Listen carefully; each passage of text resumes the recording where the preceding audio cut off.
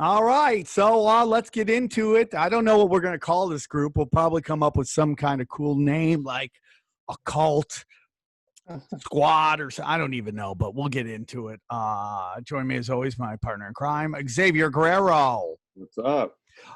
He is the Illuminati killer, the hunter. He is the heartthrob of this whole thing. Isaac Weissep, how are you, brother? Hey, everybody. I real quick before I forget, my Patreon tier 3 folks want to say what's up to Sam and the Swarm. I guess they're members of the Swarm too. Whoa, you got some Swarm? You know, yeah. Damn, look at that, dude.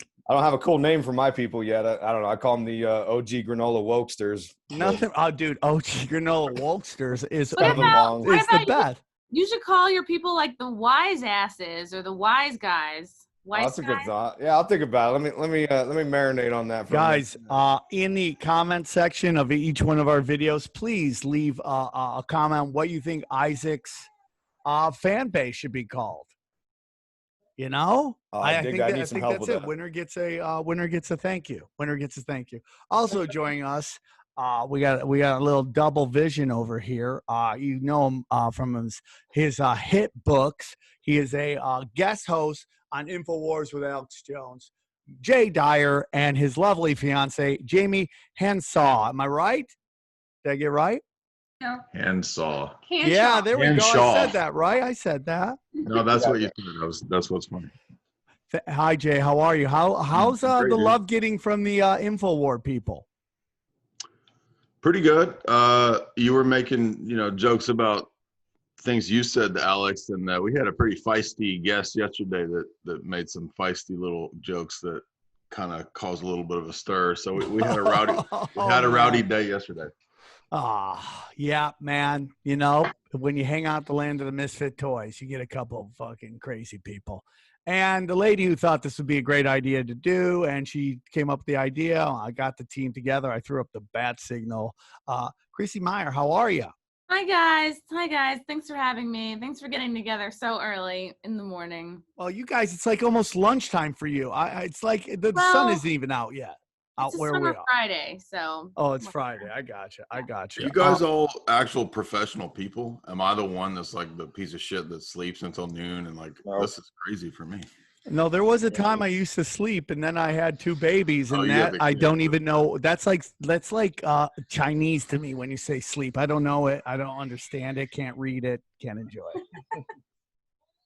So, real quick, does anyone have anything they want to push in terms of like websites or Patreons or anything like that? Let's get that business out. I'll go first. So I usually just push people to my Instagram at Isaac Weishaupt. I have a bunch of cool videos. I got Suki Hana, some rapper lady talking about how she sold her soul to the devil. I got this clip from Close Encounters of the Fifth Kind that was released in April. They tell you very clearly on the video clip that Biden and Kamala are going to be there to usher in the control system of the alien agenda. This is back in April. They knew this back in April. Anyway, so I push people there, but I wrote my first alien book. It's going to break down the occult symbolism, all the connections and weird stuff with the aliens and the UAP agenda.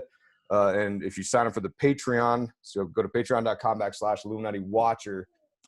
If you're on the list, September 8th, you're getting the special thanks of the book. It's a limited special offer thing I'm running. So I'm pushing that hard as hell right now until people are sick of hearing about it. No, dude, I love it. I love all that stuff. Jay, you got anything? Jamie, you got a book? You showed us a book earlier. Can we see your book? Sure. Yeah. Jamie's got a badass Hollywood mind control book. You can get that at my website, jaysnelsons.com. And then what do we got going? I don't know. Yeah, just go to my website, go to my YouTube. I'm at 60,000 on YouTube, so I'm trying to catch up to you, Sam. You rocketed past everybody. I'm coming for you, though. I'm coming for you. Please do. Let's all just get together and somehow catch up with Tim Dillon. That guy is just on fire. Look at that. You know? Somebody bought a book. Look at that. Yeah, I'm not just the president. I'm the client of this. Look, you got my merch. You got her book. I'm going to sign up for your Patreon. Man, it's all good. You got it. How much is your Patreon? Man, Patreon's on fire right now. How much is it? Tip jar. It's $3, or you can get for $5. You get it like almost everything. You get books and extra shows, and $5 it is, brother. You got yourself a $5 subscription. Oh man, that's too kind of you. What about your OnlyFans? Do you wear whatever I say, or what? I'm doing squats. I'm doing squats all summer to get my booty nice and bootylicious. I know. That's what I'm asking. Then I'm gonna, slide those G-strings on and get that OnlyFans popping. Man, Chrissy Meyer, what do you got going on? Yeah, I have a Patreon too, but I really do want to start an OnlyFans and call myself like the Adrenochrome Avenger. Like, I want to get a whole superhero costume going, because I was just suspended from Twitter for not the first time, but the first time since trying to take down child porn. So that was interesting this past week. How long are you in jail for? It was actually just a few hours. I was back. Twitter allowed me to have my account back, but I had to delete, like 8 tweets that they had picked out as like problematic. And like, I can understand like confusing, I would link the link to the accounts that had the straight up child porn on it. And it's like, okay, I guess if you're stupid, maybe you can't tell it. Well, I got to ask you a question. Do you think like reposting these pictures of these kids this is a question for everybody, is it re-traumatizing these children? I mean, not that they're going to see it, but in spirit, are we re-traumatizing them? I think that a retweet of a video or a photo that's obviously, and I was not trying to do that, but I was trying to link the account for which people could report. So I don't know. I mean, it worked. That account got taken down. I got suspended in the process, but I just wish that Twitter was smart enough to discern between like the true monsters and the people trying to take it down. I think this is the dark underbelly of all the things going on, and everything else is a distraction. I mean, to me, it seems like this is the thing. Like, all these people that have been close to these power structures at the top, sort of. I mean, look at Bohemian Grove, right? The cremation of care ceremony. They talk about burning in effigy a child, which I don't know if that's in effigy or for real. I mean, who knows? It's a private club for, boys playing around naked in the woods. But the whole thing is, when you get into this realm of sacrifice and children, that's where things get a little too close to a lot of these occult concepts, and like Aleister Crowley had the Cakes of Light, which was, it says right there in the Book of the Law and Magic and Theory and Practice, it says that the blood of a newborn child is the optimal formula for this, this Eucharist, heretical Eucharist that they I'd made. like to fight Aleister Crowley, like straight up, like WrestleMania, centered, fucking right in the middle of the ring. I'll fight Barbara Bush's dad. I'll beat the shit out of that guy. And he's the grossest human being because, like, you'll see a lot of celebrities sporting his sort of lingo because he represents this sort of rebel archetype, which I get, and he's a bad boy, but like, he was beating up his women. He killed animals. I mean, this dude was like the least wokest, least granola guy on the planet. He beat his women so bad that one of them he's a hack, suicide. Isaac. He's a hack. I mean, if you go back far enough, he's done what we see with all these symbolism is basically take old symbols of peace, love, the universe, and flip them into pedophiles, Nazis, and all this shit. So whenever you see people put those out, oh my God, it's a pedophile. You're like, no, dude, that's a symbol of peace, actually. Or like a swirl. You can't put a swirl anywhere without anybody thinking you're diddling people. And it's just like, that's done purposely so we don't find out how special we are. Yeah.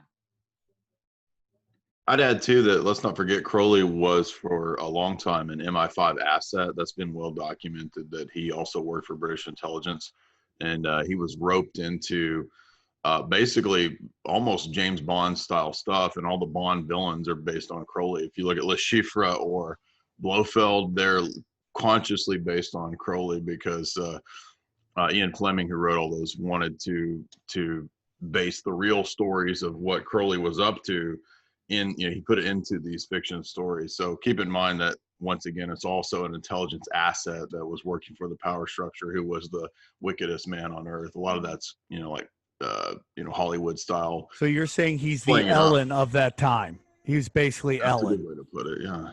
He was also a super elitist. He didn't believe in equality whatsoever. He believed that the slaves will serve. Yeah, he wanted everybody to be a slave. This is funny. Yeah, and that's the attitude of these elites, and that's why I'm always like, pushing. I'm a man of the people, right? Like these elites, they think that they've been, and why wouldn't they, right? They think they've been put on this pedestal. They've been blessed with all of these things, which they have, and I think there's a mentality that comes with that when you reach that level of fame and adoration and wealth that they begin to subscribe to some of these wacky ideas, like Aleister Crowley when he said the slave shall serve. And it's like they think that they are there because they are the chosen people to direct the slaves to push their own will. That thing, he does that picture. No, totally. It's such a weird thing too, that picture. It's so weird, and he's so unattractive to look at. Well, are you talking about this thing with the horns of Pan? Or whatever this is. Yeah, right? he does this thing, right? And that's the horns of Pan. And you see that in the Dunwich Horror, the 70s version that had Dean Stockwell. And Dean Stockwell, I don't remember if he came up. Me and Jay did a show on Marjorie Cameron and Aleister Crowley recently. And I think Stockwell came up. Oh, wow. And anyway, they're redoing the Dunwich Horror. It's an H.P. Lovecraft story, right? Which ties us into this alien thing because, the list goes on. And I go on about this in my first Alien book about this connection with the occult, the ritual magic, and the channeling of entities from some other dimension. And that's what I fear is what's going on. And also, there's a small section I have in there about death cults and adrenochrome, because I think there could very well be some connection to this fringy element of messing with the kids. And could it be that this is an age-old practice that the Mayans, the Aztecs, all these ancient cultures were sacrificing to Moloch and all this crazy stuff? Well, like, could it be that they kept that practice going and it's just not popularized and talked about, and they're doing this to these deities, these entities in another dimension? Only now we're going to say that they're aliens with the advanced technology, and Bob Lazar has been redesigning their quantum, gravity computers and all this stuff. Like, so crazy. The other day at our show, we had a guy claim that he bought Adrenochrome. He was some kind of yoked out buff guy, and he was saying he was going to get it. And then he sent me a video where you can buy it on YouTube. I don't know what it is you're buying, but it's from China. Well, that's where, like, Wuhan's where a lot of that stuff was coming out of. But it was like, he said, like, he came and he's like, yeah, they say it's synthetic adrenochrome, but it's literally says cage free on it, which is weird, like, right? Just add water. Just add water. What is it? Ramen noodles of baby blood? It's so fucking weird, dude. It's so weird. Well, it's supposed to be some kind of, drug extracted from the pituitary gland of the children. But officially, there's like a drug that it's something related to schizophrenia. Well, that's why they're supposed to terrify them. That's why they're supposed to scare them so that it releases something. Kind of like that movie Monsters, Inc. How the monsters go in there and scare them. What a coincidence. It's kind of weird. Same with Dr. Sleep, too. The Dr. Sleep story is the same thing. And The Shining, arguably, which I think we've already talked about that. I don't know if it was on one of y'all's shows, but that's a concept. How do you guys deal with that before we get it? Which will lead us into what we're talking about right now. Is like, how do you deal? Like, I was, like, I'm a big Rick and Morty's fan. Like, I love Rick and Morty's. It was trending more and more that you start hearing about, like, one of the guys is on Epstein's flights. Dan Harmon has that weird video, and it's like very hard for me because as a comedian, I don't want to get into a place where every joke is literally a window into your soul, and we should be like, oh my God, you see it? Because I feel like that is the right or the conservative version of cancel culture with anything sexist, racist, or homophobic, or deemed those things. Where it's like, oh, I did one joke, like Shane Gillis has a joke where he goes, Jew chink, right? And everybody loses their skull, and he loses Saturday Night Live, which I think was planned. Just for saying chink. What? Just for saying chink. Yeah, right. So I don't want to get like that. So if somebody does a joke, I don't want to be like, wait, look at this guy. He's doing this joke. That means he's this. But that was a weird video for sure. How do you guys deal with that? Like Sirius Radio now has a Michael Jackson channel. What are your guys' thoughts on that, and how we should digest their legacy. I've got my opinion on it. I'll be brief. I don't want to keep talking over everybody, but with Michael Jackson, that's the prime example that I've been given. I'm more of a man is flawed kind of attitude, and like maybe Michael Jackson did that stuff. I think he did. There's arguments that he hasn't, which are valid too, you know. But you know, I don't think we throw the baby out with the bathwater. I mean, no one's trying to get rid of Michael Jackson music. Nobody. You know. Okay, but they are trying to get rid of R. Kelly music. Does he have to die for us to fucking? Not Michael Jackson. Let's face it. But not Michael Jackson. No, but like, I mean, to me, it's like this is a learning lesson. So like years from now, when like it's like Gary Glitter. I don't know who the hell Gary Glitter was. I barely knew the song. You know, I don't even know what it's called. And now when I hear that song, like on the Joker movie, you know, I think, oh yeah, the guy who made that was messing with kids or whatever. And you know, it's a good learning lesson. And it's like, people can learn about Michael Jackson and learn about how it's not cool to do this stuff to kids, and or don't trust anyone with the last name of Glitter. I think that's a good rule. or grown men with choo-choo trains in their backyard and if anyone ever, hey, I'm Tom Glitter. I'm like, get the fuck out of my life. I don't want anything to do with you. I don't trust anybody with the name Glitter in it. Okay, Jane, Jamie, what about first name Glitter or maybe? Well, I mean, you better be some kind of like superhero, right? Or something like that. I mean, Ripper. The only way you cancel Glitter in a name is if you show up in spandex and a cape. And then I'm like, okay, I got to hear what's your proposal at this point. Outside of that, I want nothing to do with you. Well, remember the Jackson kids? Which one was it? Was drawing the ritual sigils and the ritual magic? Yeah, was it Paris? Blanket? Yes. We don't hear about Blanket anymore. Oh, the kids? Yeah, no, you're talking, what was it, Joe? Well, I don't even remember. Jamie's got it in her book. She put it in there. Yeah, there it is. Remember they were drawing stuff like that right there, you know. Oh, Jesus. And everyone's like, yeah, what a great drawing. What was this, the 70s? Everyone's like, man, those Jackson kids, look how great that drawing is. They're multi-talented. That's his daughter, I think, that drew that. Yeah. And then that skull with the Harpocrates on it. Oh my God. Oh, doing the Yeah. Do you guys remember when the Kardashians put that out? Like, my kid just drew that. It was like Moloch eating children. Just like, the baby just drew this. It's so crazy. Here's a drawing by Michael Jackson of himself. Oh. Yeah, and Michael Jackson, and you know, not to defend Michael Jackson, but like he was traumatized and abused as a child. His own brother wrote a book about it. Picture was, yeah. And he talked about his brother had this book that he wrote and said, like, yeah, that my dad used to have these people, these grown ass men come in with suits, and they'd take Michael out. He'd be gone for hours, come back, he'd be traumatized, but they never let him release that book.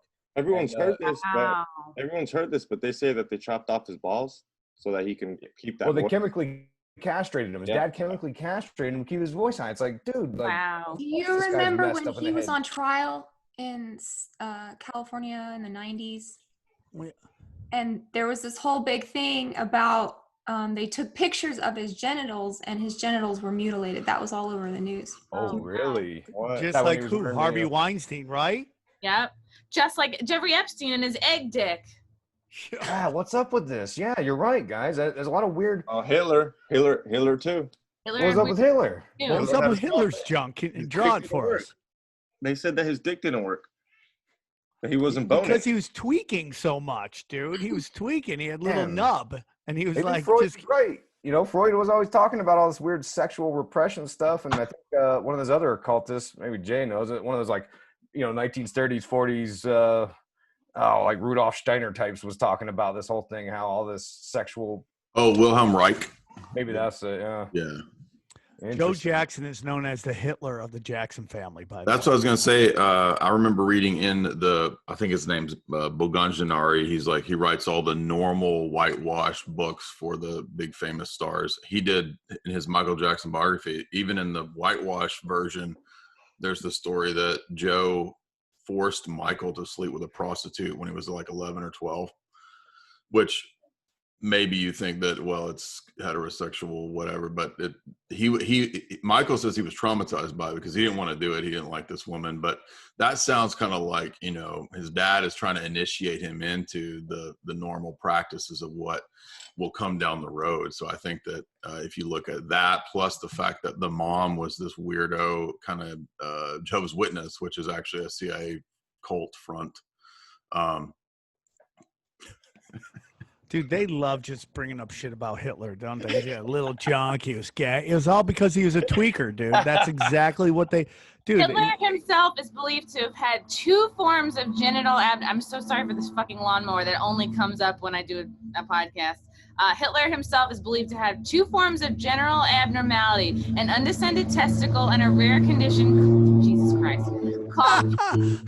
This was not here 10 minutes ago. A rare Chrissy Teigen sending that person to your house. Called penile. Yeah, this is the Deep State Lawnmower Company. A rare condition called penile hypnospadias, in which the urethra opens on the underside of the penis, writes Jonathan Mayo and Emma Craigie in Hitler's Last Day.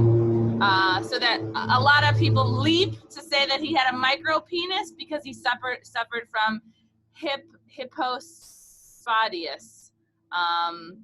So he had a lot wrong with his dick and balls. I mean, that's the long and short of it. And I bet you it was a Jewish doctor who told him he had a weird dick, and then he just wanted to scorch the earth from there, man. Yep. Someone tells you your junk is weird, they're like, okay, you want to play that game? You want to play that game? Where are you from? Poland? Yeah, I'll never forget. He wrote that on his Kill Bill list, right? Which brings us into our what this whole thing's about. The more and more I do this, the more and more I don't know if maybe as a kid when I would go see like I got a lot of shit for wearing a Slayer jersey, Slayer hoodie. My Dana, I had produced their concert film. She got me a hoodie, so I was wearing it one day, and Bobby Lee, of course, hits my car, and someone films it and puts it everywhere. Then there's a video of me with a Slayer shirt on, and everyone's like, Illuminati confirmed. I'm like, dude, it's just a hoodie, dude. But I never looked back on, we look back, and there's all these symbols, but I never wanted to believe that that was what was actually going on. In your guys' opinion, is it just more put out there? Like, I just feel like the symbolism is so much more now than it used to be, or is it just because we hate hip hop and we're just like, fuck these saint worshipers? Or is it just more prevalent now? Or what do you guys think is going on with all the symbolism that we seem to see in all of our pop music now? I think a big part of it is us that grew up watching Britney Spears, watching Christina Aguilera. Now we're in our 30s and we are able to decipher a little bit better. It's almost like a combination of like, wow, we all loved and grew up with this stuff, but now we're older and wiser and we can kind of pick apart what we're seeing and we're looking at lyrics. And I also think it's a little bit more in our faces. I think before around the 2000s, satanic imagery and occult imagery was more in the heavy metal and those types of bands, like he was saying Slayer and stuff, and it was more campy. Not saying that it wasn't real, but after 2000 and after, I think particularly like Hannah Montana and Lady Gaga and Beyonce kicked it up a notch, with Katy Perry also, with their witch and occultic imagery. So it wasn't just in the realm of like Keshers and heavy metal people. It was mainstream for little girls. Yeah, and this ties into... we see that with the Beatles, right? I mean, like now we look back, the Beatles have a ton of symbolism that we never really, that was really hidden before, really hidden. But now it seems like it's more out in the open. Yeah, if you look at the videos back at the Hall of Justice in LA in the 60s when they had the trial for the Manson family, Susan Atkins, she's walking around and she does the 666 over the eye thing. And, they were very, Charles Manson is a very curious character. That's worth hours alone.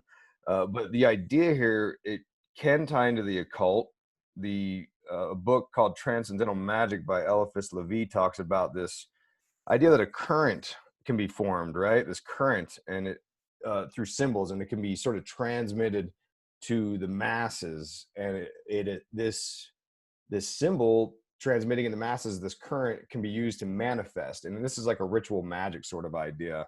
And this, he calls it the magnetic chain. And this chain, it connects the consumer or the masses, whoever's affected by it, to the focal point of the symbol, which is how they manifest stuff. They manifest, wealth, arguably, through this sort of concept, which is what you see with Beyonce. And we can talk about Black is King, because that's a prime example. In the movie, which I watched, and I did a full breakdown on it because there's a lot to talk about. And I've got the images on my Instagram if anyone wants to check them out at Isaac Weishaupt. You will see that she does the rock symbol, which everyone says, oh, it's a diamond, because Jay-Z came up with this back when, in the 90s. But it's truly a triangle of manifestation, and they're manifesting energy through this symbol. And she shows her kids how to do it in the movie. You see this, the kids all form the triangle over their head. But what we could argue is that this is actually, again, occult ritual magic stuff. If you look in a book called Liber 6 that the Ordo Templi Orientis group uses, that's, Aleister Crowley was running that for a minute. It ties into a sort of like Germanic ritual magic stuff. But anyway, they've got these different sort of grades of initiation. And the 4th degree is called the fire goddess, okay? And you hear Beyonce talking about she's the goddess. She's got the symbolism that she's the goddess all over the place. She's emulating Oshun and these African goddesses now. She's very clear about it if you know what to look for. She's even got a book in the movie called Gods and Kings. Like they're very clear and egotistical about this sort of attitude. Well, the symbol for that initiate, for that 4th degree fire goddess, is to, quote, raise the arms above the head, join the hands so that the tips of the fingers and of the thumbs meet, formulating a triangle. Now, the 4th degree, like I said, it's the goddess, but it represents the planet Venus, which the planet Venus is, your symbolic inverted pentagram, which ties you into all that stuff, right? That's a whole can of worms. But it's idea of arguably the Lucifer as the morning star, as the consort to, I'm sorry, did I say Lucifer? Lilith, who is the consort to Lucifer. Lucifer represented as the morning star, as the Venus, right? Lilith? Yeah, that was like the first, sort of the first vampire. She, according so why to is it Lilith, right? I mean, like, that's why. That's on purpose. Unbelievable. Somebody's got to ask the lesbians about that one. Unbelievable. Sorry to cut you off, Isaac. No, but that's interesting. I didn't know that either. So the Kabbalistic story, and by the way, Lilith is actually in Isaiah, I think it's Isaiah 34, but in the Kabbalistic story of Genesis, it's the serpent has there's like a first Adam and a first Eve. Like the first wife ends up being Lilith, and she's rejected, and so she runs off as like the consort of Satan, and she has this commitment from that point on to oppose children. So the whole idea of children's sacrifice is traced back to appeasing this goddess Lilith. Well, the story is she wanted to be on top when they had sex. Yeah, that's right. And so she's a symbol of female empowerment because she wouldn't be on the bottom. So she left Adam. Oh my God. Wow. Nobody talked about that when they were doing Lilith. Nobody talked about that. Yeah, and this ties into all this weirdo stuff about contacting these entities, and just to riff on that Beyonce a little bit more in the movie. So if you look at that Liber 6 Ordo Templi Orientis book, it says refer to Crowley's book Liber 777, right? And you'll see the set 777, which is a symbol which represents the Holy Trinity, right? Because they say 666 is the number of man. But it also, in Crowley's sort of belief system there, you'll see it on what he calls the Star of Babylon. And the Babylon is another representation of this goddess force, this goddess entity sort of thing. Yep. And that's where you'll see the 777. Now, what's curious is if you watch the movie like a real psychopath like I am, and you frame by frame parts of it, you'll see there's clearly a 777 on one of the walls that Beyonce walks by. And again, I got that image if anyone doubts me. And what's bizarro about all this is that the 777, it also is it's the number of the woman that represents the Babylonian force, but her number in gematria is also 156. And this, I don't want to go off on a long tangent, but basically you go back to Jack Parsons. Okay, we'll do it. We go back to Jack Parsons and L. Ron Hubbard, which is where all this bizarro UFO stuff started. And they were out in the desert channeling, doing homo things and doing ritualistic things, right? Not that there's anything wrong with that. I'm just saying that's what they do. Plays the way you talk to the old ones. You know that, right? Yes, indeed. But they're out there in the desert. They're doing Crowley's modified Amalantra working, which was the same ritual he did in 1918 over in Ghislaine Maxwell's backyard when he channeled Lamb, which is the first great alien. But anyway, they're out there doing this weirdo ritual stuff, and they wanted to incarnate the Whore of Babylon. That's why they were doing it, and that's how he met Marjorie Cameron, as Jay and I talked about on his show. But let me sum this up. I know I'm getting off the rails. So that Babylon, Crowley spelled it Babalon, and that's gematria for 156. He purposefully changed it from Babylon because Babylon is the gate of the gods, right? That's where they would make contact with these entities. So they changed the name for gematria purposes. And the reason he did that was because you go back to even older times to John Dee and Edward Kelly.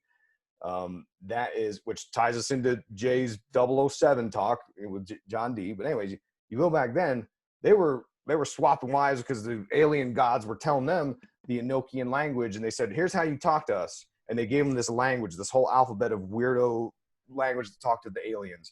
And hold on, you wife swap is talking to the aliens? That's how you talk to aliens? That's what the aliens told Edward Kelly and John Dee. At that point, they're just, let's see what we can get them to do. If you guys want to talk to the oldest of the old, you must run a train on his girl. And they're like, So, that's what Gerald Gardner did. So it is said. So everybody that graduates from the Crowley cult just starts their own religion where it's basically everybody has to sleep with me, right? That's the new mystery, is like that I get laid with all the bitches. But I wanted to add on what Isaac was saying, that if you think about the I forgot where I was going with this. There was something to do with Lilith. Oh, Babylon. That's right. So Babylon in the Book of Revelation, and if the Crowley view is just to reinterpret the Book of Revelation as a religious ritual, like you open up these keys and so forth through the rites. So he reinterprets the Book of Revelation as a magical text. He and Parsons and other people to open up the portals. I'm not joking with this. It's called Transugothian Magic. If you read Kenneth Grant has a whole book on it, The Mauve Zone, as Isaac has mentioned before. And part of it has to do with booty holes. The booty holes, I'm not joking, it's called the Doctrine of Correspondences. The booty holes correspond to the portals. You guys remember True Detective? You guys remember old Matthew McConaughey? He was trying to solve them booty hole problems out there and down there in old New Orleans. There's a big booty hole problem. These booty holes are opening up. I do a whole episode on True Detective, guys. Everyone keeps asking us. Do you remember the spiral in True Detective? Yeah. Do you remember at the end when Matthew McConaughey sees the spiral opening up at the ritual site? That's because it's where did the family live? They live on Crowley, down Crowley Road or whatever. That was all intentional. Whoa. Yeah. It's mentioned in the script. It's Crowley Road or Crowley Province or Parish or whatever. Isaac, you remember that? Wow. Yeah, that was, and they also called those the tunnels of Set. Yes. Was another. There you go. Tunnels of Typhon? Yep.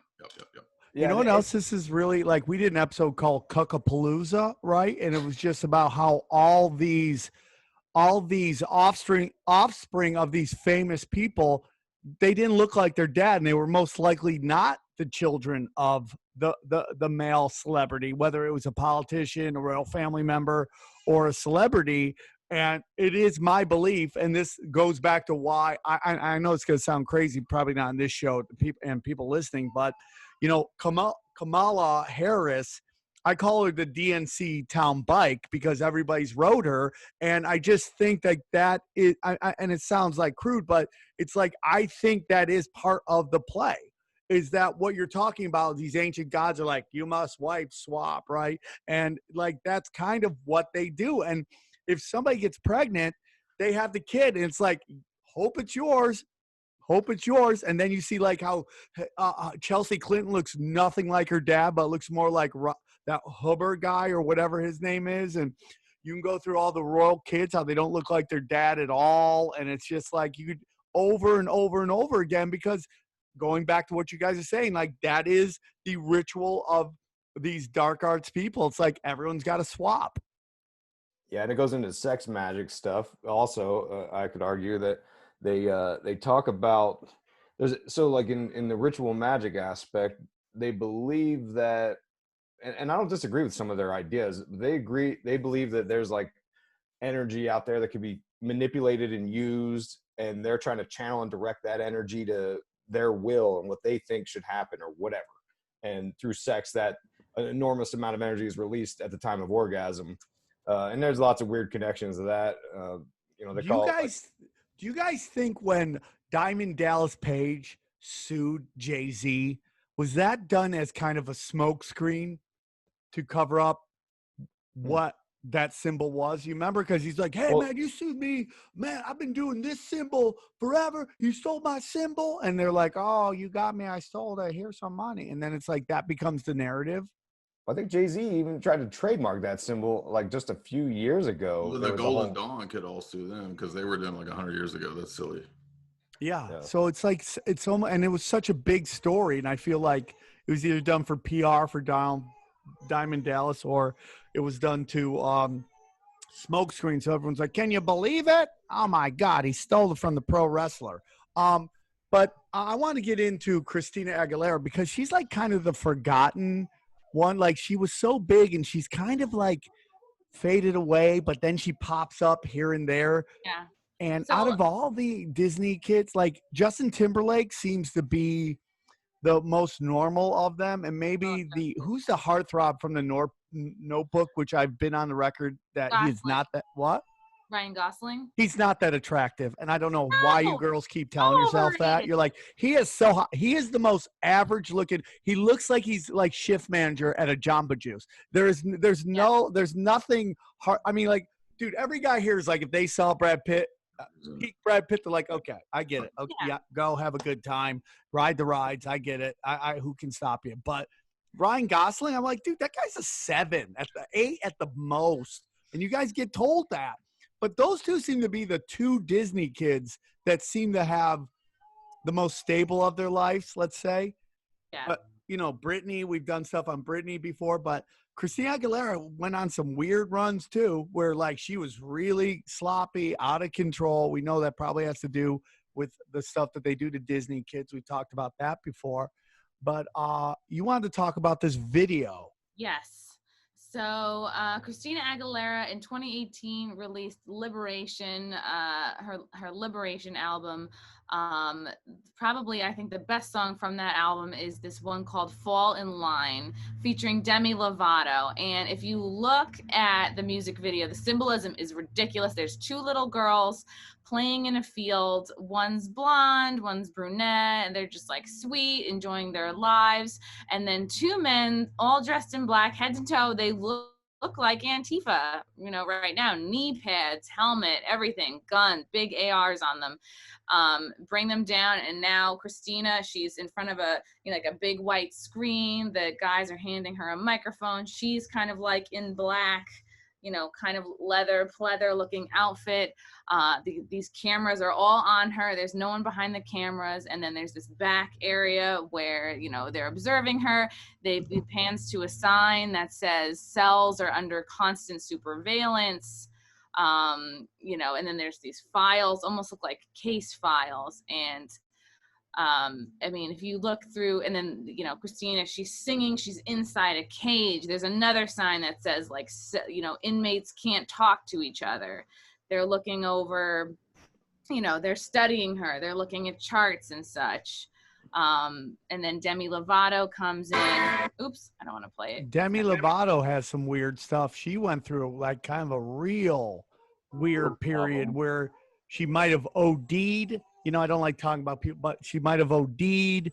She was doing a lot of drugs. Someone said she was ODing on meth, which is a weird thing. I don't know how you do that, but they were doing it. And I don't know, was she a Disney kid too? Yeah, I was just going to say Demi Lovato was a Disney kid. Unbelievable. So these lyrics are out of control. Listen, little girls, listen closely, because no one told me, but you deserve to know that in the world you're not beholden. Like, regular song symbolism, you don't owe anybody. But then, and then these couple lines are yikes. All the youth in the world will not save you from growing older, and all the truth in a girl is too precious to be stolen from her. So it's like all the youth in the world will not save you from growing older. I wonder if that's an Adrenochrome nod. It's the way it is. It's like this kind of angry retribution type song. Like, we're coming back. Like, ask yourself why it matters, who it flatters. You're more than flesh and bone. You know your own way home. Speaking my mind. This is like, it's female empowerment, but when you pair that with this music video, it's like they're literally breaking free. And then it's and the video ends with Christina. She like tackles one of the guys all in black. She gets the keys. She releases herself. She then goes on to release Demi Lovato. She takes this huge chain off her neck, and then they look up and they see a portal, and then they pop out literally from being underground. And the two girls pop up from being underground, and then they're in the exact same spot where the two little girls were at the very beginning of the music video. And then they're back where they were, like out enjoying nature. That sort of innocence is back. And then you look at the comments. Go to YouTube and look up Fall in Line, which, by the way, everybody is looking up right now. It's like this video is very hot right now, and the comments. That? Why is it resurfacing now, 2 years later? That's what's interesting. Everybody's like, they were robbed. She should have won the Grammy that year. It's because, it exposes the music industry. And then you look at the live performance of this song, and it's very, very different. It's just like Men in Black, but with choreography. It's like, maybe they can't duplicate all that symbolism on a live stage. You're not going to put a tunnel in, but. So I cover all the, anytime there's like a music award show, like I always get into that stuff. And when I that Christina Aguilera video that popped up in 2018, I think it premiered at the 2018 Billboard Music Awards, and I made note of all the symbolism there with the, they had a lot of black and white, which represents your alchemical reconciling of the opposites, and they emphasized the black sun. And I one of the lyrics this is what I wrote down in my notes from it, so I could be wrong. I didn't double check this. But they said, you do not owe them your body and your soul, which ties into what Chrissy's saying about the music industry there. But now that black sun is what I found curious. And to be fair, this symbol also symbolizes fascism, but that's only because the Nazis used it. And the Nazis, they were the masters of occult symbolism, and they thought the black sun was this mystic energy source, and that's what the Castle of Evelsburg was all about, where they were going to have all these ritualistic, Teutonic night rituals in the basement and wacky stuff. But the black sun represents in alchemy the first stage, and that's what this is all about. That's what all things in this world are about, these alchemical processes of dissolving and coagulating, breaking down and rebuilding into the new image, right? And the black sun represents the first stage, which is the blackening or the nigredo, which you could point to a million examples. Typically it's represented by birds, the whole alchemical process. You got, black is the first stage, which is the crow. And then it goes white, yellow, red being the final stage as the phoenix. But this black sun. That's also Chrissy's first kid, right? Zing. Hey. Just kidding. The black sun, S-U-N, represents the dissolution of the body, right? And this is about destroying the material realm and dissolving of the material. And this arguably could tie you into, you could get off on a tangent of like death cult ideas of destroying things and rebuilding them, and MK Ultra, right? That's kind of what they do in MK Ultra, right? Break you down and then build you back up. Dissociative identity, all these weird things sort of tie into this idea. And what I found curious is that Christina Aguilera, I mean, of course she was in a commercial for Target, like she's been selling albums for 20 years, right? But in that Target commercial, you can see that, the Target symbol is the red circle with that's a symbol of the solar phallic, is what that is. And it's an ancient symbol, but there's a black version of that in Christina Aguilera's music or commercial for Target, which I found very curious. Also, in the Target commercial, their normal logo is the white symbol against red, right? Or red against white. But in this commercial, it was black. That's right. And it shows like the planet Mars or something, and there's like spaceships crashing, and I don't know. Isaac, I wonder if you have any explanation for this. So there's a verse which Christina and Demi sing together.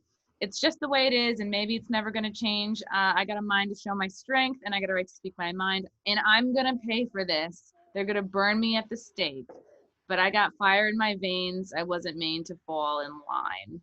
So it's like, is it just them saying, well, we're going to pay for this because we're exposing the truth? And it could be that. It could be tied into some kind of, maybe it's just a female empowerment thing, which is kind of what my first take on it was, is that this is a rise up against the patriarchy stuff. And, this is 2018, and this was, Trump was in office not too long. And, there was this whole sort of undercurrent of feminism and but it's blowing up on YouTube. Right. I went right now, like 5 minutes ago, Save the Children, Fuck the Media, underrated movie, Pizzagate. I mean, I wonder if this is a nod to like religion. Yeah, show some skin, make him want you, because God forbid you know your own way home. Yeah, maybe they're just talking about the music industry and sexual things going on there. Yeah, I don't know. That's curious that it's resurfacing now, because I kind of thought the same. I thought, why are we talking about a video from 2 years ago? I didn't know it was like coming back in the trending section there. That's kind of weird. Yeah, everyone's saying, look at these comments. I love, because it's like, it makes me happy that people are waking up after watching Out of Shadows. This song has taken on a whole new meaning. Like, that's amazing that's just, Was it in the Out of Shadows documentary? I watched that, but I don't remember seeing it. Well, no, it wasn't in it. What they're saying is, like, after knowing what Out of Shadows has, pushed to the forefront and shown, pulled the curtain back on, now they look at this through a different lens, and it has a different meaning to them. It's got everybody looking at stuff through different lenses. All those moms with the kid toys, all of a sudden I'm watching the moms be the conspiracy theories. They're like, look at this toy, they drop it in the water, and there's like little tattoos, and it's all weird like that. Oh my God, the Bratz doll that you put in water, and suddenly she has lingerie. She goes from just like a, naked regular baby doll. You put her in water and she's wearing crisscrossy black lingerie. They call it her spy costume. And then her nipples appear out of nowhere. They're like pronounced and out there. And then around her is this like black lingerie. It's fucking wild. I just think they didn't think anybody was going to find this stuff. I just think that, like, the WikiLeaks dump changed the game. It's like people on my show have talked before. The internet has allowed us to get the knowledge of the elites, and this has been pushed to the forefront. Everybody can talk about, oh, this is just a smokescreen. Epstein's just a smokescreen for other stuff. Well, if the other stuff is crazier Epstein's, then yeah, but I just think this is like, they got to be freaking out. I mean, Tom Hanks has to turn off the comments on his Instagram, because he's getting pounded right now, pounded. And when Chrissy went after Tegan, I found that hilarious, because she was just doing the same thing to that food company, to everybody else, just making, not that Chrissy was doing this, but like what she was complaining everyone was doing with her, which was making broad statements about little clues. She did the exact same thing to those people. And I just think it's just like, it's all coming out the light, and it's catching up with people. And, we're talking about, moms are talking about this, the comment section. Like, the silent majority is real, dude. It is real. And I have my theories on religion. I think these people, like we see this in Hollywood where people are put in a position, pushed to the front. They got all these dark secrets and then they like kneecap them to make a scene. I think that's what they've done with all these, these televangelists, these preachers, these priests. They know they're fucked up. They put them in positions, and when they need a scandal to divert people from seeing what's going on, they demonize these guys and they demonize religion. So people are like, stupid Bible and stupid this and stupid that. It's all done on purpose. So that people don't start. Okay, go on. Sorry about that. I noticed something about the Christina Aguilera video, the motif of escaping some kind of oppression.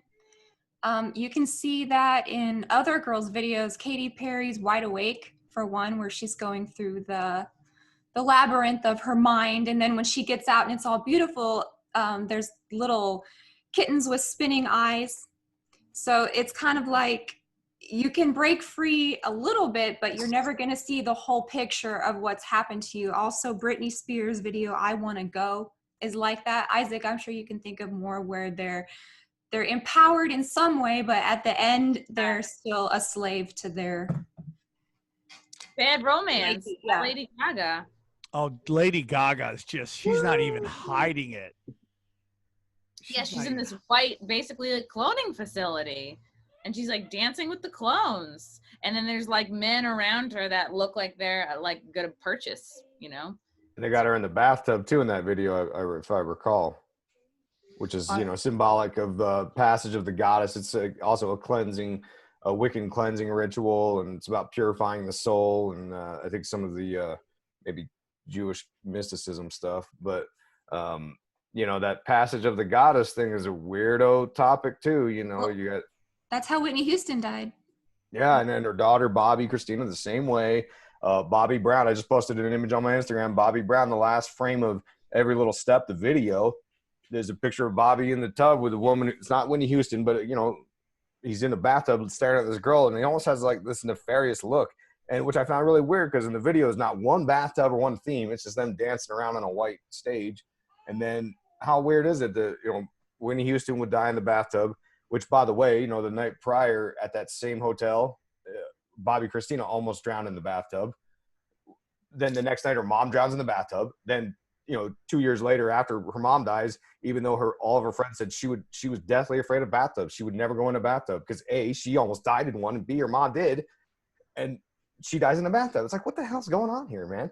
And if you look into the occult symbolism, it's this passage of the goddess ritual stuff. And look, I don't know if Whitney Houston and Bobby Christina were sacrificially murdered in a bathtub. That sounds crazy, but like it's a weird thing that happens. And if you look at Kanye West, he had that mental breakdown after the St. Pablo rant. He had that St. Pablo concert, and he had this big rant about how Facebook and Google are controlling you, which he's right. And he did that and had a breakdown, and they MK'd ultra'd him at the hospital in LA there. But he that weekend prior, his wife Kim Kardashian was in Paris at this hotel, this hoity-toity place that all these celebrities were in and out all week long, all the time. They don't have any cameras that work though. And robbers broke in, took all of her jewelry, and put her in the bathtub and threatened her life. It's like, what the hell's going on with these bathtubs with these chicks, man? Chicks love bathtubs. I mean, dude, that kept Bed Bath & Beyond alive, According to Bishop Larry Gators, it's crazy stuff. And beyond, indeed. I love bathtubs too. I stream half of the podcast while I'm in the bathtub because I don't have to get all fixed up. Illuminati I love doing podcasts from the bathtub. Yes. Here's a weird thing. So check. Go ahead. Go on, Jay. Sorry. Go on. I just noticed something weird about Aguilera, so she's got this tattoo, which is the Hebrew. It's Kabbalistically, it's 12. Now it says, this is supposed to be her husband. But what's funny is that the symbol doesn't mean, and it doesn't symbolize the initials of her ex-husband. It's the number 12, and it's I think it's Kabbalistic. Now, if you look at what 12 is in some of the Kabbalistic traditions, it represents all the sides, all the different angles of the lines of the cube, black cube, right? Masonic and Masonic there cube. it is. Find. That's a good find right there. That's a great find. I mean, like, dude, Lady Gaga, I mean, everything she does, is like shady shit. I mean, the first time I really was like, okay, this chick's onto something. She's into something, was that Super Bowl halftime show. I mean, that to me, and I'm like, I'm not even super religious. I'm super spiritual, but I'm not religious. When I watched that, I think it was in Dallas Cowboy Stadium, where she was like, one nation under God. And it's like all the stars, and then she jumps off. I mean, it is the straight up story of Lucifer. Or how about her hanging out with that Maria Abramovich chick? Yes, she's at the spirit cooking. Yeah, there's this thing where she left her in the middle of the forest naked for like a full day, and she had to come back, and if not, she's gone. So that's like a sacrifice. If you don't come back, and you're gone. What are they gonna say? She OD'd? Yeah. Well, if you want to talk about weird Lady Gaga connections, she was coming up with a woman named Lena Morgana. A lot of people might know this story, but she came up with a woman named Lena Morgana who looked very similar. But Lena Morgana was the first to have that weird fashion shtick that Lady Gaga has. Well, in 2008, Lena Morgana fell mysteriously from a 10-story building and died.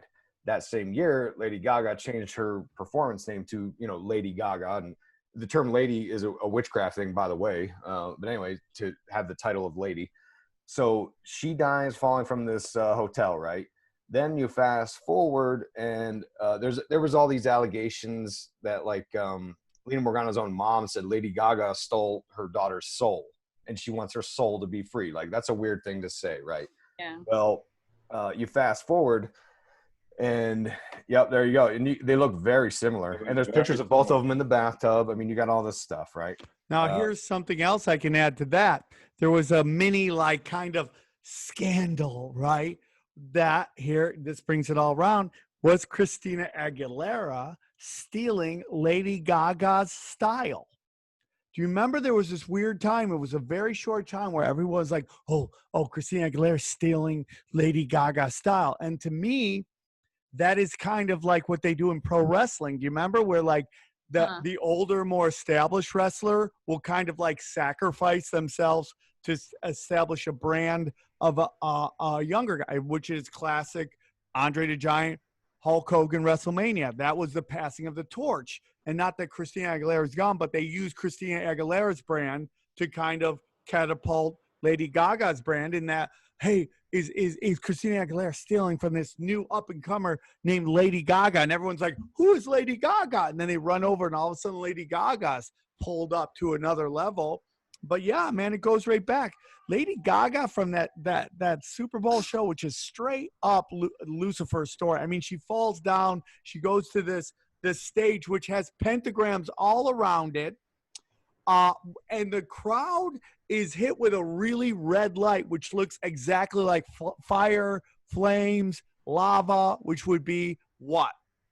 Hell, right? So we got that. She also has that weird acceptance speech that she did at some Video Music Awards, where she has that face that everyone's been talking about right now, which is the blood kind of face, face, which is face. Similar to the Tom Hanks volleyball face, which is similar to the Ellen DeGeneres sweatshirt face, which everyone says goes back to what they do in this frazzle drip video and what they do to these children.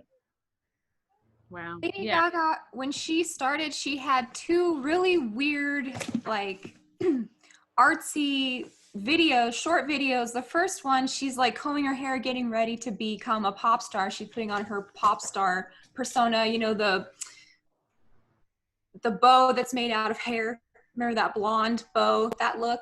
And she's brushing her hair with Hello Kitty, and she's saying weird dissociative things like pop ate my heart and replaced it with something else, mechanics. And then she had this other video called Prelude Pantique, I think. Do you remember that? Mm-hmm.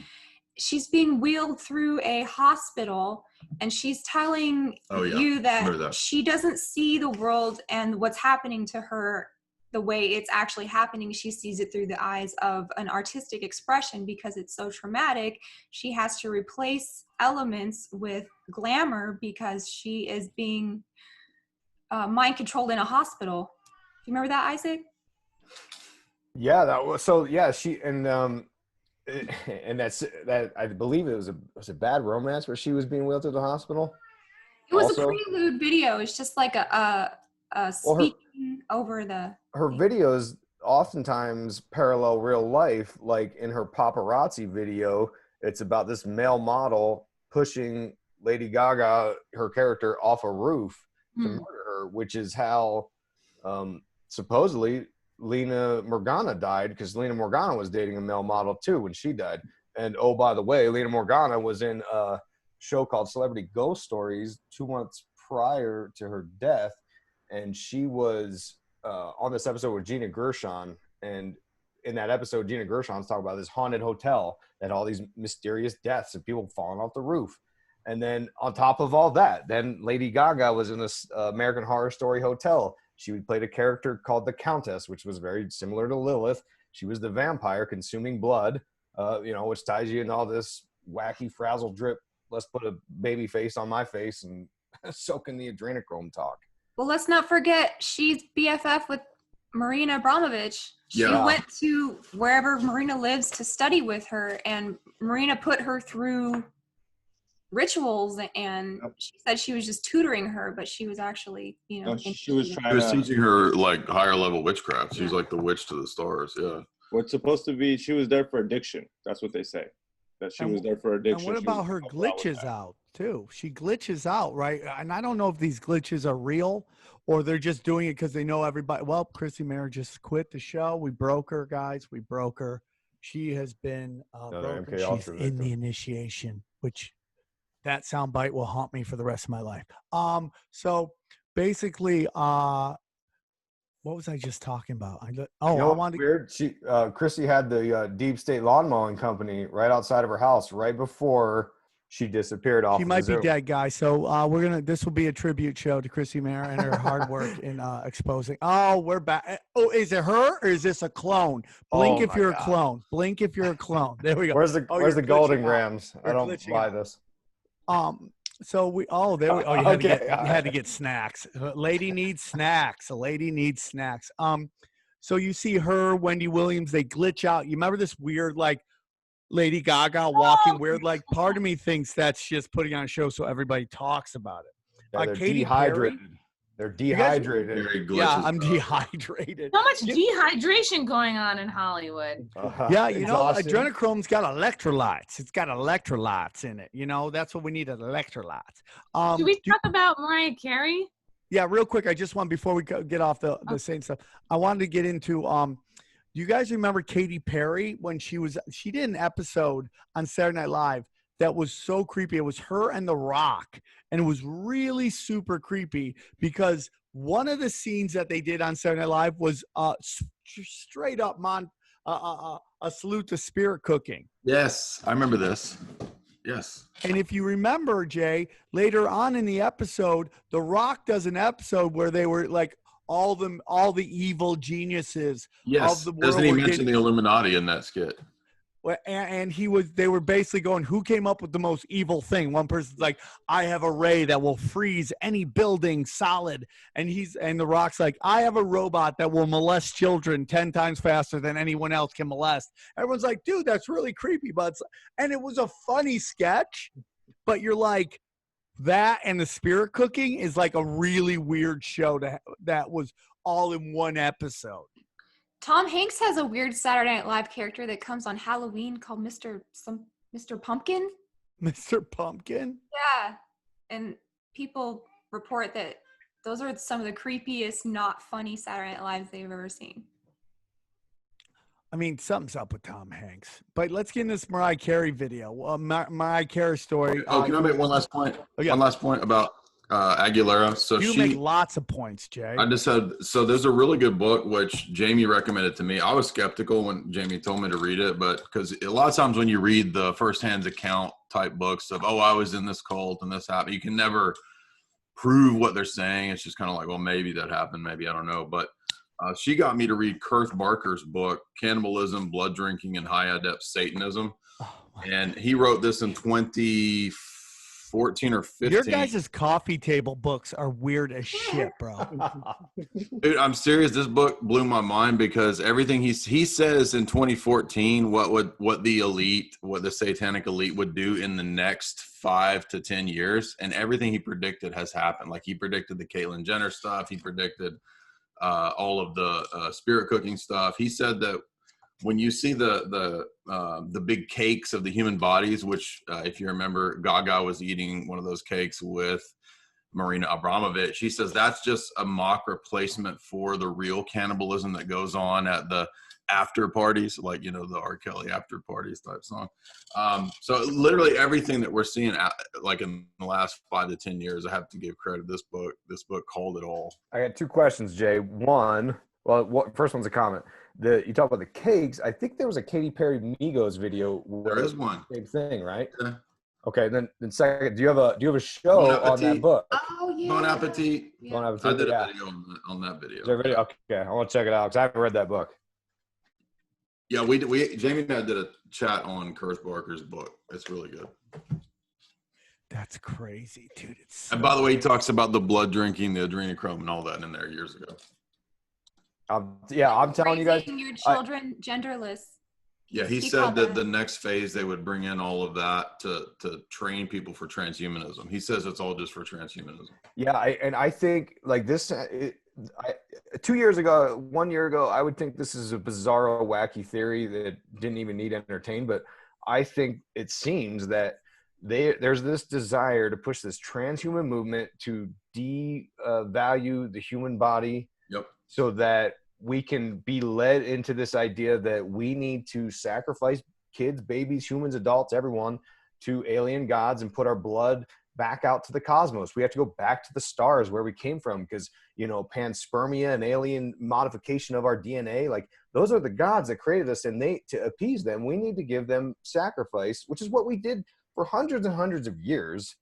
They're going to try to reinstill this alien religion. I think it's coming, man. And that's what, and that idea only fell out after me, writing 200 pages of this alien book that like, I thought it all tied together in my head. I was like, is that what this adrenochrome is about? Is like, there's this quality of the blood, which, and the tell was, if you read Peter Levenda and Tom DeLonge's book, Secret Machines Gods, it's the first book. They have a whole section on, they're talking about UAPs and aliens and ancient alien theory. Then they throw in this whole section on blood sacrifices and about how these ancient cultures had this belief in an istil, this power and this energy in the blood, and how it needs to go back to the stars. What does it say, Jay? All right, it's a whole chapter. It says how the elite use surgical mutilation on their own subordinates as a method of behavior control, and he's arguing that in that chapter, he says you're going to see a lot of self-mutilation, bodily modification in the next 5 to 10 years, because what it does is you traumatize yourself when you do this kind of stuff. So and that's kind of what, like, Katy Perry shaving her head and Britney Spears shaving her head, like that's an initiation thing. Neo from the Matrix, he shaves his head. But also the marking. I'm not making a big deal about tattoos, but he's saying that like when you mark yourself with, like, remember when Stormy had the mark of like Nexium cult, remember all that, and then the Nexium cult was branding people, and he's basically saying that that's the Crowleyan idea that they brand the women and they brand the like cattle. You just get branded, so you're owned. Yeah, and maybe that's why, I growing up in the church that I went to growing up, there was very you couldn't tattoo, like it was so against, and I'm sure that was a Christian belief for many hundreds of years. Jews as well. Yeah, and maybe that's where this idea comes from. And a lot of these sort of biblical ideas that I used to scoff at and think like, well, that's stupid and that's silly. Yeah. Like maybe it was like, it's almost like the Book of Revelation thing is like playing out, and like Jay was talking about, there's this ritualistic element that they're purposefully stoking to bring about the end times. And you would say, well, why would they want to bring the Antichrist?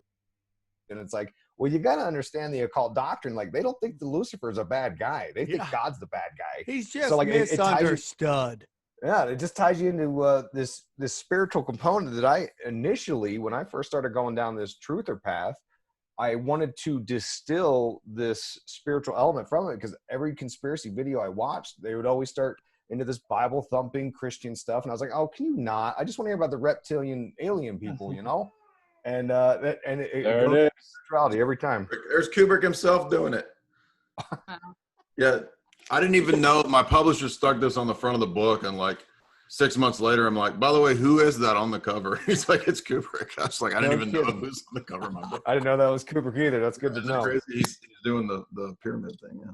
That's funny. I totally agree with that, dude. I totally agree. That again goes back to what what I was talking about how they've purposely demonized religion, religious figures. They put corrupt, blackmailed figures. Damn, look at that. Oh, by the way, I didn't even realize he put Tom Hanks on there until like recently. Who is your fucking manager, publisher, book guy? Chris at Trine Day. He does. You remember the Bilderberg, Daniel Esselin, Bilderberg? That's their most popular book. But they also did the Peter Levenda books that Isaac's talking about. Yeah, Peter Levenda. I mean, Peter Levenda is such a great resource. That guy. If I could talk to one human being on this planet who knows the whole deal, it's that man. He knows it all. He's got the keys to the kingdom. He for sure wrote this Tom DeLonge book. I mean, when you read Peter Levenda's books and you read the Tom DeLonge / Peter Levenda, you're like, oh, this is Peter Levenda's It's all book. hey, dude, I ain't get against that. Hey, dude. I tried to get him if you on want my somebody show, to do a book with, hit me up, dog. Oh, by the way, check out Vivian. I'm friends with her now. We were chatting. I tried to get her to do my podcast, but check out Vivian Kubrick's Twitter. Stanley Kubrick's daughter. She's all into Q. She's all into, Really? talking about keep the president safe. Yes, she drained the swamp. She's very all up into it. Like I was like, please do my podcast, but she's not. But like we're, I guess, buds. I don't know. It's interesting to see. To watch you want to talk about Mariah Carey because, I mean, here we are again, another chick, just another person in this pop culture. It's got some dark art stuff. I mean, it's just crazy. Yeah. And also, I don't know if we've talked about it before, but like Justin Bieber's Yummy video is tons of symbolism. It's like young kids and a lot of old men eating together at this like, big fancy dining room. There's an orchestra just with kids, and Bieber's whole promotion for the Yummy album, he straight up posted pictures of babies to his Instagram. And there's, they talk about this on Reddit. It's, he, like in the weeks leading up to it or during the promo, he would just post a picture of a baby on his Instagram and write Yummy. So that was going on. Like that seems pretty blatant. Heidi Klum have a children's clothing line called Scrumptious. Truly Scrumptious. Yeah. I mean, and then what's her face? Celine Dion's like putting like death metal on babies' clothing and genderless, and she looks like she needs she looks like she'll sell her ass for some adrenochrome right now. Like, yo, you got any of that good adrenochrome? Yeah. Right. And then, okay, so the story of Mariah Carey and her sister it's very interesting to me. So even though this article is like a few years old, it's Life and Style, Mariah Carey's sister looks and sings like the pop star. So how did she become a prostitute? And it talks about how, she's, her sister Allison, she's 55 now. She's probably now, that was a few years ago, so 59 now. How she struggled with prostitution. She has 4 kids. I guess Mariah tried to send her to, therapy or rehab a few times, but like won't let her forget how much money she spent on her. But what happened is so they grew up together on Long Island. Parents separated in 1973. Allison was 11. Mariah was 3. Allison went to go live with her father. Mariah lived with her mother. Allison said that she and her sister were raised very differently. This is in a 1995 TV interview, and it made her jealous. And we've also heard about, I had John Paul Rice on, which Sam introduced me to. I had him on one of my recent podcasts, and he would talk about, these parents, these sick parents who were abused themselves would have kids and raise one to be a good kid, and they'd have other kids literally in a fucking cage as kind of an example to both of them. This is what happens when you're good, when you're bad. And then it's just like the cycle of abuse kind of repeats itself. So that's what I thought of when I'm reading this Mariah Carey, Allison Carey thing. My parents made me say I am an interracial child, which is going to alienate you right there, Allison, who has a black father and a white mother, said in an interview. And then her mother said, nothing like that will happen with Mariah. I won't let that happen. So they moved, and Mariah became Italian and Irish. Allison became pregnant at 15, dropped out of high school, couldn't get a job, and then she was 28. She was HIV positive. I mean, and then there's also like a link to Allison singing, and it's like it was from a few years back, and she's really not bad, which makes you think like, wow, how did these sort of sisters become so separated and have such different lives? And Mariah's kind of always preaching like, well, I grew up around drugs, so I know better, I'll never be into that, just kind of seems like she's pretty detached from it. And then Mariah's brother doesn't think, Mariah Carey is doing enough. Yes, I paid for rehab, I tried, blah, blah. And then Allison talks about how she is going to write a book about this. And even the brother agrees too that Mariah Carey has called her evil for not doing enough to help her sister. Your sister is dying and struggling. Where are you? You think you're fabulous, but you're a witch. She is evil. That's what he told Inside Edition. She only cares about herself. Allison's reached out for help multiple times. But it is really interesting that she's writing a book basically about how she grew up and how there was abuse and also I think she's suing her mom for taking them to like satanic rituals at a young age. That's what was the big thing that made me go, holy shit. She said there was shocking stuff happening to her as a young girl. The real reason she left home at such a young age. I'm not the only one who's gone through these horrific, unbelievably frightening things. So she's hinting at like a lot of abuse and sort of like unbelievable ritualistic stuff. Well, and her brother and people point out, they're like, well, she's a prostitute with AIDS and she's got head injuries, so like we don't really buy into it. But her brother supported the same thing. Her brother was like, yeah, like we did occult things, and he said that there was an interview, and I haven't found it yet. I tried and I gave up. I don't see if someone else can help me with this, but he said that there's an interview Mariah did early in her career where she said that her mom was doing all kinds of weird occult stuff and how it embarrassed her. Wow. So, I mean, that's her brother, and he doesn't have all these, the head injury and all these claims that they're trying to make Allison look bad. He said he had to go into hiding because of what he said. Interesting. Wow. Yeah. Yeah, I mean, let's not forget about what was said about Beyonce, that she's being sued by her assistant for like animal sacrifices, black magic, Satan worshiping. What? Yeah, in fact, I talked to someone, and this person is very knowledgeable on the occult and witchcraft and stuff, and they confirmed to me through some similar contacts that they had that this is after I did this whole show on Black is King, talking about all this occult symbolism, and they've got the fallen angel symbolism and the UFO alien stuff and the Star Child and all this crazy stuff. And this person confirmed to me, like, yeah, I talked to people in the know on this kind of thing, and they confirmed that there's really dark energy. They won't even watch this movie. That's how dark the energy is. And that was a conversation I had with someone who wasn't really like super into Illuminate confirmed talk and all this weirdo stuff. They're just like, they practice some of these occult things, and that's what they told me. And I'm like, shit, man, you don't gotta, beg me to believe in that idea. Wow. Yeah. This book she's working on. Okay, Allison says now that she's drug-free, working on a book about her childhood that's about racism and the occult. It will be shocking to people.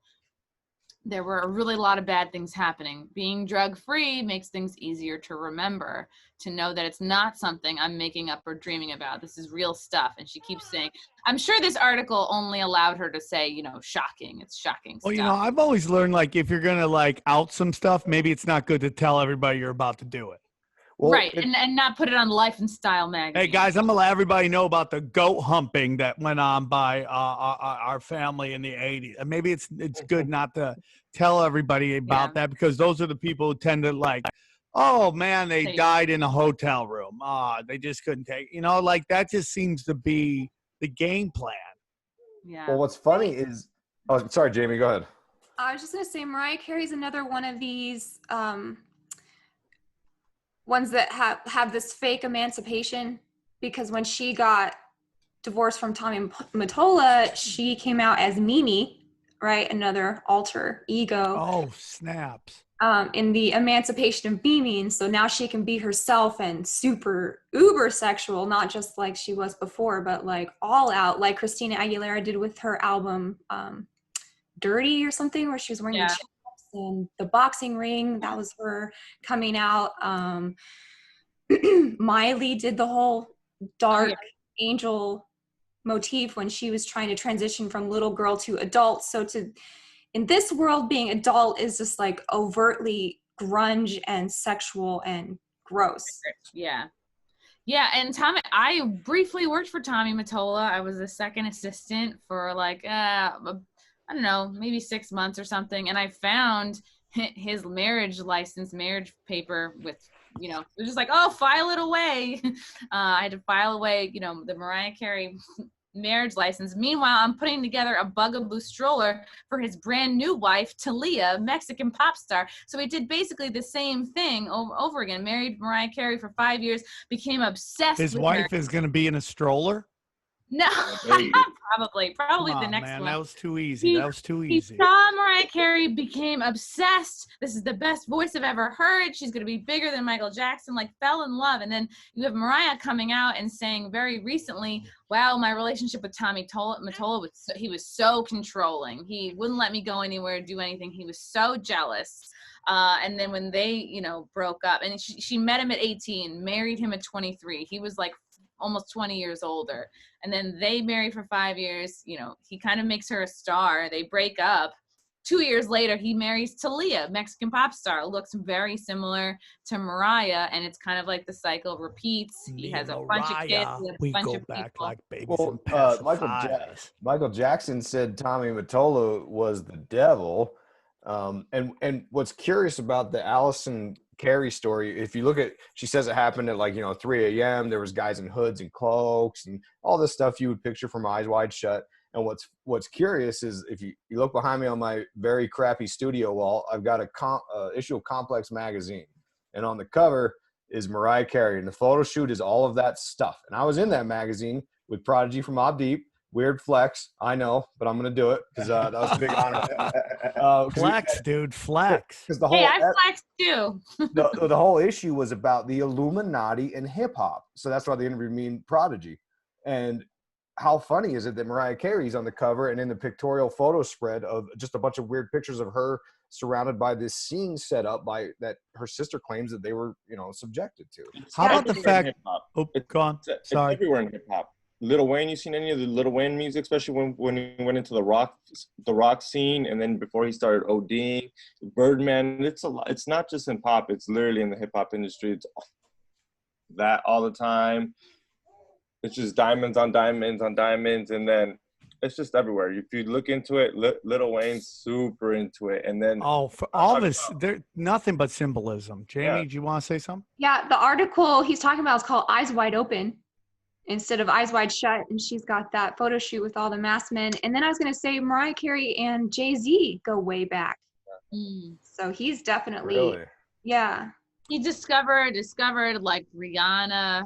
He's discovered a few people. Who was Aaliyah? Was that Aaliyah that died? They thought that was his blood sacrifice to make the jump to the next level. Yeah, because she was dating Dame Dash at the time, I believe, when she died.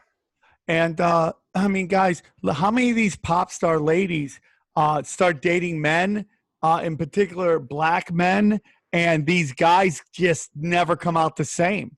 They're all just kind of cuckoo crazy. Mariah Carey, the Kardashians, they date these guys, and these guys just crash and burn because it's like they steal their souls, man. Like Nick Cannon is walking around with a genie hat on all the time, talking about melanoma or whatever he's talking about with Professor Griff, and I'm just like, he's just never been the same.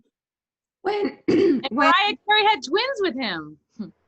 When Kanye West had his breakdown, Nick Cannon tweeted out that MK Ultra is real.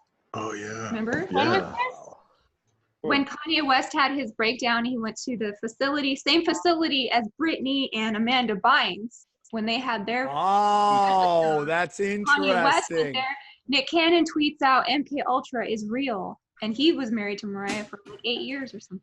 Kanye West sacrificed his mom. His mom went through a surgery, which was something basic, like a procedure for like I think it was like a tummy tuck or something that wasn't that crazy, and she died during that. That's why he went crazy after that. If you notice, after that, he wasn't the same person. And I think it was like he fucking regrets it. And he always says he's the one that killed his mom. Like the money, if he never had the money, he would have never paid for that surgery. He said that the night he went through that humiliation ritual with Taylor Swift, where he hopped on stage that night, there was reports that in the restaurant he was at that night, he was saying, "My mother died for this shit," and he was like really upset about it, and whoa, really weird. And they try to get off the reservation, and that's when they usually get off, because the system doesn't like to make you, and then you go off and you take all that power and fame, and they can't control you anymore. You've seen that with it's like they say like Louis C.K., Prince, Michael Jackson, Chris Brown.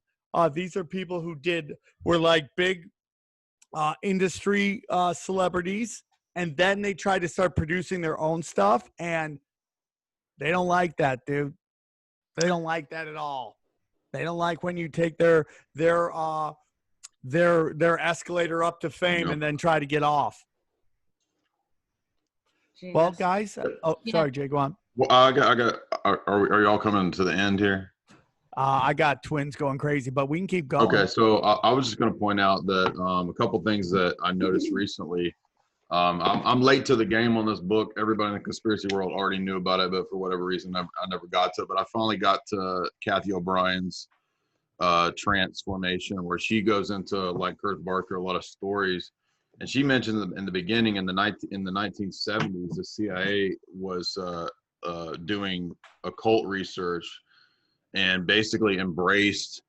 You can find this at the New Republic. Like the CIA was full on into not just studying like SRI, remote viewing, but she if you read it, it goes into like they were into cannibalism, blood drinking, and all that. They were openly studying. And then separately, I noticed that if you look at the J-Lo, like if you remember a couple years ago, it came out that she was into voodoo stuff.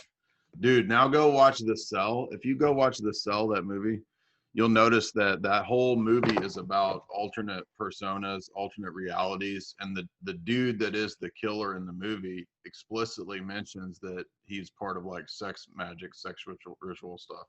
You go back and watch it. Just a couple points I was going to throw in. Damn. I just wanted to say a couple more things about Mariah Carey. I wrote in my book, top 10 clues or signs of monarch programming.